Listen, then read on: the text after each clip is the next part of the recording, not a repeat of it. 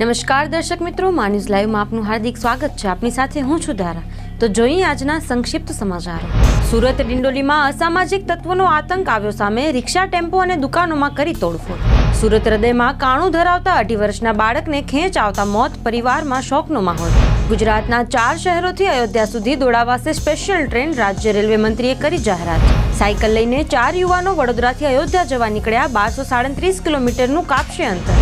સૌરાષ્ટ્રમાં સુસવાટા મારતા પવને ગુલાબી ઠંડીનું જોર બમણું કરી દીધું. 30 કિલોમીટરની ઝડપે પવન ફૂંકાયો છે.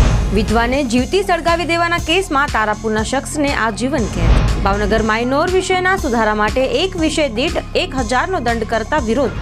-5 ડિગ્રી થયું કાશ્મીરનું તાપમાન. ઉત્તર ભારતમાં પણ હાડ થીજવતી ઠંડી. અયોધ્યા રામ મંદિરમાં સોનાના દરવાજા લગાડાશે. આવા કુલ 13 દરવાજા રચાશે. અમદાવાદ વડાપ્રધાન મોદીએ ફ્લાવર શોની મુલાકાત લીધી. પાલનપુર અમદાવાદ નેશનલ હાઈવે પર અમદાવાદની આંગળીયા પેઢીનો કર્મચારી લૂંટાયો. વડોદરા યુકે મોકલવાના બહાને આમોદરની યુવતી સાથે 19 લાખની ઠગાઈ. વડોદરામાં નિવૃત્ત બેંક કર્મચારીના ઘરમાંથી 1,66,000ની ચોરી. નવી દિલ્હી પોલીકેબ કંપનીમાં આઈટીના દરોડા. ₹1,000 કરોડનું બિનહિસાબી વેચાણ પકડાયું. સુરત એમ્બ્રોડરીના કારખાનેદાર દ્વારા જરીદોરાનો માલ ખરીદી વેપારી સાથે કરી ₹19 લાખની છેતરપિંડી.